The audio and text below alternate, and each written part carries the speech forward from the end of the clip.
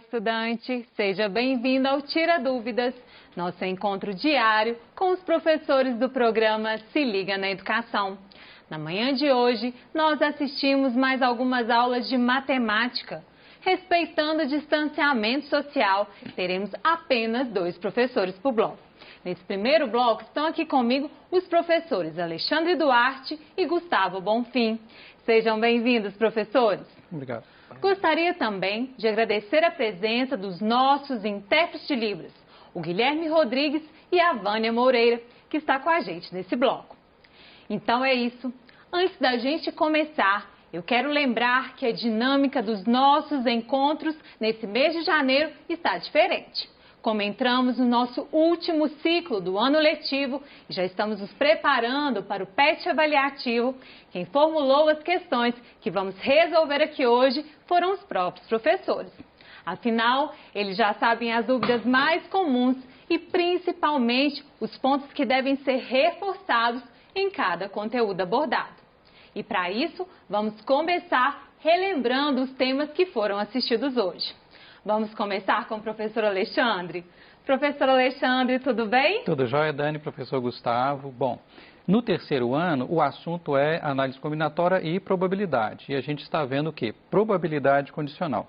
E no primeiro ano, substituindo o professor Flávio Gomes, a gente está vendo matemática financeira e dentro disso o tema é juros simples. Um abraço, professor Flávio aí. Obrigada, professor Alexandre. Tudo bem, professor Gustavo? Tudo bem, Dani. Bom, Alexandre. Conta pra gente aí o que os alunos viram no 8º e 9º ano hoje. Bom, Dani. 8º ano nós falamos um pouco do plano cartesiano e no 9º ano nós falamos dos ângulos notáveis, que são 30, 45 e 60 graus e as suas razões trigonométricas. Obrigada, professor Gustavo. Agora que já relembramos as aulas do professor Alexandre e do professor Gustavo, vamos passar para as nossas perguntas? Vamos lá? E a nossa primeira pergunta de hoje é uma questão sobre a aula do 8º ano. Professor Gustavo, explique sobre o plano cartesiano novamente. Bom, Dani, vamos lá. Vamos para o nosso quadro? Pode ficar à vontade. Bom, pessoal, vamos falar um pouco, sobre o nosso plano cartesiano. Basicamente, nós temos aqui o eixo X e perpendicular a esse X, ou seja, que forma um ângulo de 90 graus, nós vamos ter o eixo Y. Então o eixo X é conhecido como o eixo das abscissas e o eixo Y é conhecido como o eixo das ordenadas. Qualquer ponto que a gente marcar no plano cartesiano, nós vamos ter um par ordenado, que é dado um valor para X, um valor para Y. Sempre lembrando, primeiro vem o X, depois o Y. A origem, ela é no encontro das duas, ela vai ser o ponto 0 e 0. E a gente tem 4 quadrantes nesse plano cartesiano aí que é ideal falar, Então nós temos o primeiro quadrante, nós temos o segundo quadrante, o terceiro e nós temos o quarto quadrante. Tranquilo, pessoal? Então, de acordo com o par ordenado, você vai localizar onde que está aquele ponto desejado e vai marcar. Observação aqui, pessoal. O primeiro quadrante, tanto o X quanto o Y, eles são números positivos. Então, eu vou colocar aqui só para você entender, ter uma noção. No segundo quadrante, o meu X já passa a ser negativo e o meu Y, ele é positivo. No terceiro quadrante, isso muda, Todos os dois são negativos. E no quarto quadrante, o meu X é positivo e o meu Y é negativo. Então, é importante lembrar esse conceito aí. Tranquilo? Obrigado pela pergunta. Obrigada, professor. Vamos para a próxima? Vou deixar até o quadro aqui pronto, porque dia de matemática a gente utiliza muito ele. Professor Alexandre, numa turma, 15 meninas jogam só vôlei, 5 meninas só futebol e 2 meninos só vôlei, de 18 meninos só futebol. Dado que foi sorteada uma menina, qual a probabilidade de que ela jogue vôlei? Ok. Como vocês já disseram, eu vou ter que ir ao quadro. Pode ficar à vontade. Bem, por que é importante a gente relembrar essa questão? Para a gente lembrar a questão da gente fazer uma tabela, Então, vamos colocar assim, por exemplo, vamos colocar aqui as meninas e aqui os meninos. E vamos colocar, por exemplo, aqui o vôlei e aqui o futebol. Repare que falou só, né? Então não tem interseção. Por isso que a gente faz uma tabela, né? Por exemplo, não tem nenhuma menina que jogue vôlei e futebol ao mesmo tempo. Repete os números para mim, por favor. 15 meninas jogam só vôlei. Ok. 5 meninas só futebol. Perfeito. 2 meninos só vôlei. E 18 meninos só futebol. perfeito. Então aí, ó, temos aí a nossa turma. E a pergunta é, dado... Qual a probabilidade de que ela jogue vôlei? Dado que foi sorteada uma menina, qual é a probabilidade de que ela só jogue vôlei? Ok, gente, então qual que é a ideia, né? Na hora que fala dado que, você vê que é uma probabilidade condicional, porque já deu uma condição, dado que é uma menina. Aí eu sugiro fortemente que em vez de você jogar naquela fórmula de interseção de conjuntos, talvez seja melhor você entender que o seu espaço amostral foi restrito, né? Você tinha a turma toda e agora, dado que é uma menina, você tem apenas a coluna aqui das meninas, né? Então, vamos calcular a probabilidade? Bom, qual que é o total? Quanto tem aqui no total? 15 mais 5, nós temos 20 meninas. E quer saber a probabilidade de que ela jogue vôlei? Bom, deste universo de 20, quantas que jogam vôlei? 15, né? 15 sobre 20.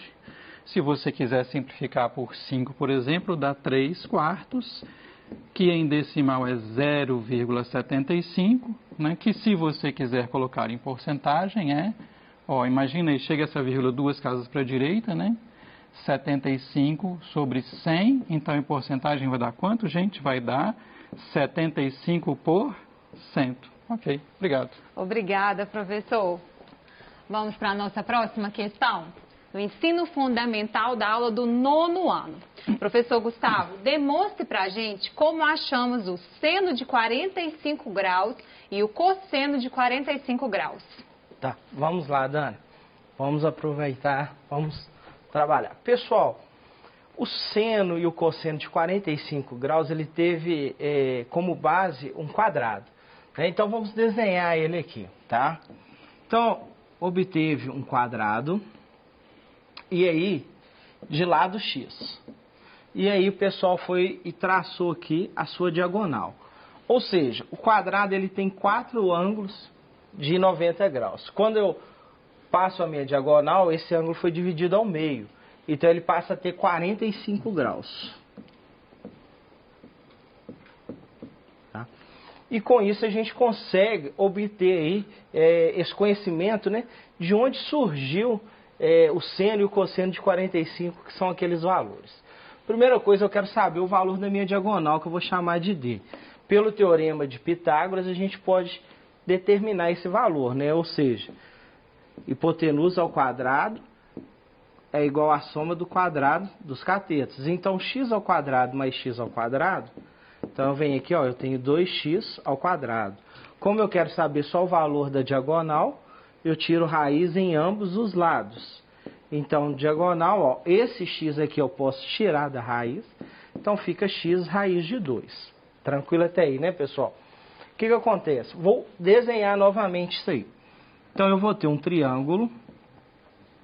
Estou desenhando só essa parte aqui, ó. Então, essa hipotenusa, ela vale x raiz de 2. E os lados vale x.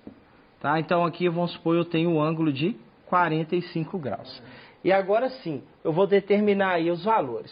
Ou seja, seno de 45 graus é igual ao quê? Cateto oposto a esse ângulo. Então, tá aqui, sobre a hipotenusa.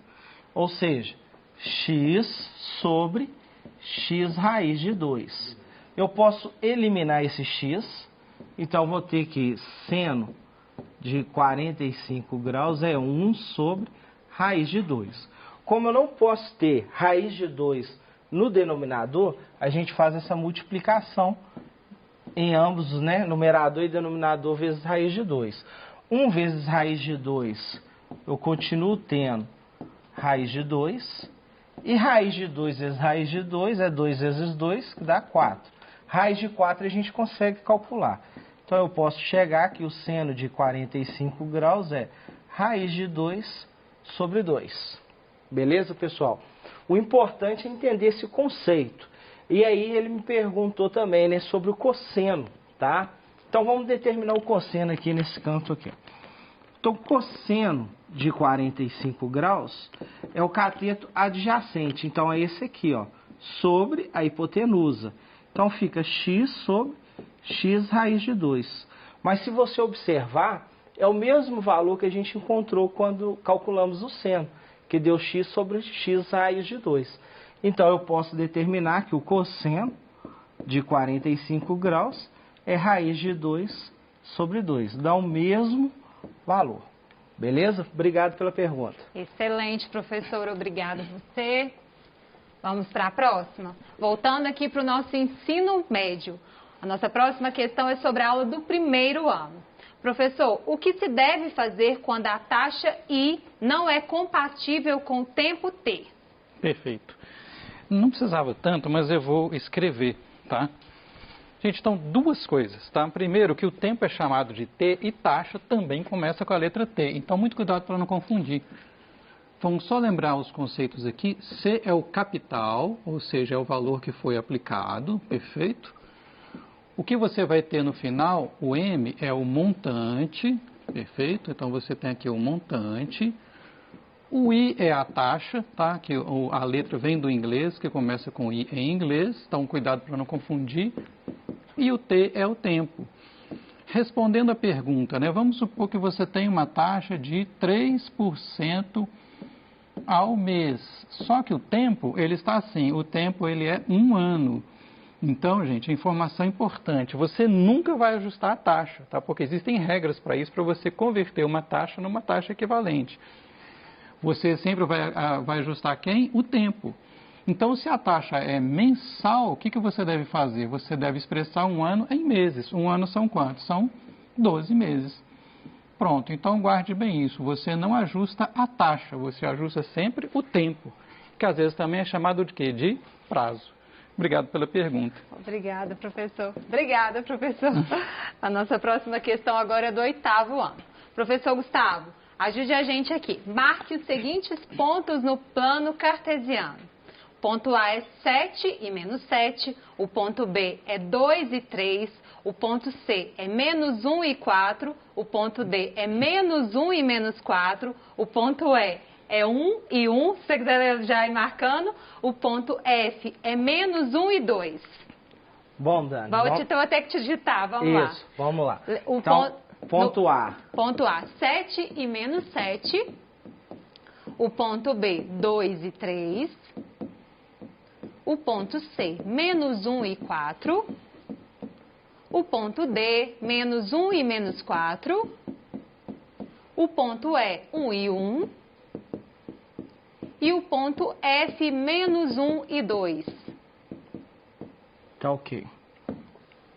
Só consertar a letra D aqui.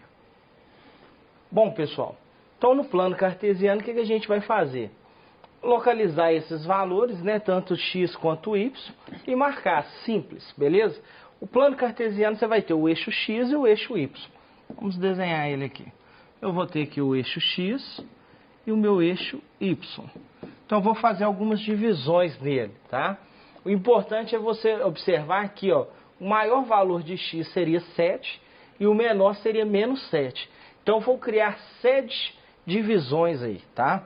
Então, em qualquer dos eixos.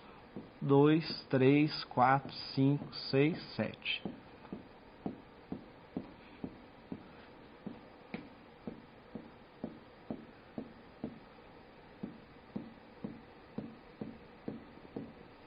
E agora a gente vai marcar. Lembrando que todo par ordenado, primeiro é o x. Então, vou marcar 7 no x positivo e menos 7 no y, tá? Então, vem aqui, ó, 1, 2, 3, vou observar que o 7 é aqui e o menos 7 tá aqui. Ou seja, aqui é meu ponto A. Qual que é o próximo ponto que nós vamos marcar? 2 e 3. 2 no x, 3 no y. Então, vou vir aqui no 2, vou subir até o encontro aqui, ó. Ponto B, tá marcado. Menos 1 e 4. Então, vou vir no menos 1 no x e vou até o 4. Então, eu vou, ó, marcando aqui, ó. ponto C, está marcado. Ponto D, menos 1 e menos 4. Então, menos 1 já está aqui. Ponto D. Ponto E, 1 e 1. Então, ele é fácil, né? Está aqui, ó. Ponto E. E o ponto F, menos 1 e 2, que vai estar aqui, ó. Lembrando, pessoal, que todos esses pontos aqui pertencem ao primeiro quadrante, segundo quadrante, terceiro quadrante e aqui nós temos o quarto quadrante. Beleza? Então aí marcado todos os pontos aí. Obrigado pela pergunta. Professor, vou aproveitar que você está aqui. A próxima questão também é para você. Demonstre como a gente acha a tangente de 45. Vamos lá, Dani. Pessoal, quando a gente expressa, né, e fala sobre o ângulo de 45, a gente tem que lembrar que a gente está falando em cima da figura que é um quadrado. Então, a gente pega aqui, vamos desenhar ele. E de lado x, que eu não sei, é um lado de um valor qualquer. Então, quando eu divido ele, passo essa diagonal aqui, obrigatoriamente, né, eu vou ter um ângulo de 45 graus. E aqui eu tenho um ângulo de 90. Então, o que seria a tangente? A tangente de 45 graus é quem? É o cateto oposto sobre o adjacente. Então, o oposto a ele é esse aqui. E quem que é o adjacente? Está aqui. Ou seja, x sobre x. Professor, quanto que vale x? Eu não sei. Mas independente do valor de x, se por exemplo eu falar que x vale 150, não é 150 sobre 150? E essa divisão vai dar quanto? 1. Então a tangente de 45 graus vale 1.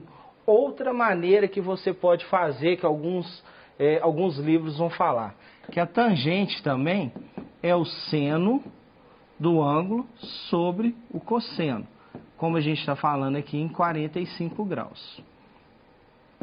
Então, vou escrever aqui, ó, TG 45 graus. Nós calculamos na aula, na questão anterior, né, e até na aula, o valor do seno de 45, que seria raiz de 2 sobre 2. Então, eu posso falar que o seno de 45, raiz de 2 sobre 2, sobre o cosseno de 45, raiz de 2 sobre 2. Como os valores são os mesmos, eu sei que a divisão vai dar 1, mas se você quiser desenvolver isso mais, você pode fazer que a tangente de 45 graus é o quê? Divisão de fração, conserva a primeira, multiplica pelo inverso da segunda. Então, esse 2 eu elimino aqui, essa raiz elimina, então, sobrou o quê? Tangente de 45 graus é igual a 1. Tranquilo, pessoal? Observação, galera. É o que a gente vem falando, né, Alexandre? Tenta entender o conceito, é mais fácil do que ficar decorando, tá? Automaticamente entendendo todo esse conceito aqui, esse valor já vai vir na memória de vocês aí no dia a dia, tranquilo? Obrigado pela pergunta. Obrigada, professor. Vamos voltar para o nosso ensino médio? Nossa próxima questão é sobre a aula do terceiro ano. Professor Alex, como saber qual é a probabilidade condicional pedida em um problema? Vamos esclarecer. Mas antes, gente, isso que o professor Gustavo falou é fundamental. O que ele falou, né? Se você decora e você esquece o que você decorou, você perdeu a informação. Se você compreendeu de onde que vem essa informação, você consegue reproduzir aquilo. Mesmo você vai gastar 1 minuto, né? Mas é melhor do que decorar, eu acho. Bom, e como é que você vai saber? Nós vimos lá, né? Nós temos a probabilidade de A dado B, né? Que se define como, né? É a probabilidade de A acontecer sabendo que B já aconteceu. Então, isso vai ser o quê? Isso vai ser o número de elementos de A interseção B dividido pelo N de B. E a outra é assim, ó, probabilidade de B dado A. Aqui continua sendo a interseção, né, porque A interseção B ou B interseção A é a mesma coisa, só que mudou o denominador, né? Aqui é o A que aconteceu, então o número de elementos de A. E como que você vai distinguir uma da outra? No próprio enunciado do problema, né? Porque você vai lá definir qual que é o seu evento A, ok? e você vai definir qual que é o seu evento B. Então, por exemplo, se o enunciado do problema fala assim, ó, dado A, né, dado A, o que que acontece? Quer dizer que foi o A que aconteceu. Então, ó, como é que se lê isso aqui mesmo? Isso aqui você lê probabilidade de A dado B. Opa, então não é esse, né, nesse exemplo aqui, né? Probabilidade de B dado A. Então, se falou que o evento A que aconteceu, ou que você chamou de A, quer dizer que você está neste caso. E a mesma coisa para outra, né? Então, de novo, a questão de saber interpretar a questão. Obrigado, Dani. Obrigada a você. Vamos para a próxima. Nossa próxima questão é para o ensino fundamental. Sabendo que x é igual a 30 e y é igual a 10, calcule para a gente, professor Gustavo, x elevado ao quadrado mais y elevado ao quadrado. Bom, Dani, vamos lá então. Então, o x é igual a 30 e o y igual a 10. Perfeito, Dani? Isso. E ele pediu x ao quadrado mais y ao quadrado. Pessoal, bastante atenção aqui quando a gente tem essas potências, né? Nesse caso aqui ainda é tranquilo de resolver, tá? Mas eu vou fazer até um outro exemplo onde pode acontecer alguma dúvida aí. Então agora você deve fazer o quê? Substituir os valores nas incógnitas. Então, ou seja, no lugar de x você vai escrever 30 ao quadrado, no lugar de y, 10 ao quadrado. 30 ao quadrado são 900, né? Que é 30 vezes 30. Então eu vou fazer direto. 900 mais 100. Isso me dá um total de 1000. Então essa expressão aqui, ela resulta em 1000, caso x e y sejam esses valores. Agora o que você deve ter um pouco de cuidado, pessoal, é quando ocorre algo desse tipo aqui, ó. X ao quadrado menos y ao quadrado, ou x ao quadrado mais menos y ao quadrado. Olha aqui a diferença, pessoal. Aqui a potência ela está só no número, então o sinal continua negativo.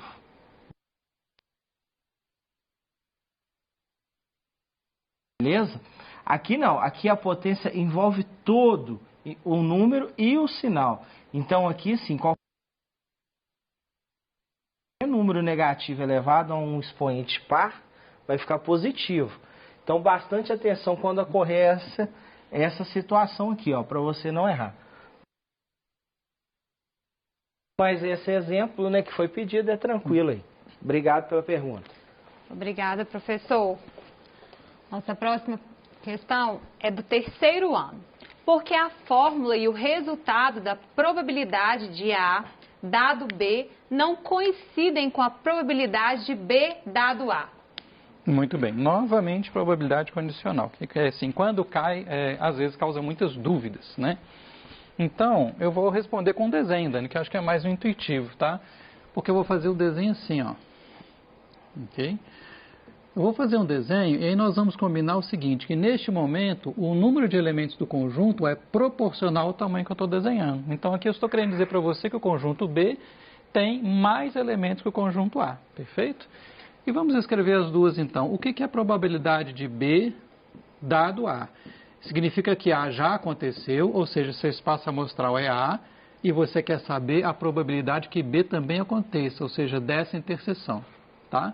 Então, só para a gente ilustrar, né, como é proporcional, vamos dizer que aqui tem 5 elementos, aqui tem 10 e aqui tem 100, só para a gente ilustrar. Bom, então, o que acontece? Ó, se aqui tem 5 na interseção, gente, o total do A é 15, correto? Então, o que ficou aqui? Ó? O A já aconteceu, então tem 15 aqui no A inteiro, tá? 10 mais 5. E desse aqui, quantos tem na interseção? 5 sobre 15. Agora, se você calcular a probabilidade de A dado B, é o contrário. Quer dizer que o B aconteceu. Então, agora, seu universo é isso tudo aqui. Ó. Você tem 105 aqui. Né? E aí, sim, quantos que você tem na interseção? Continua tendo 5.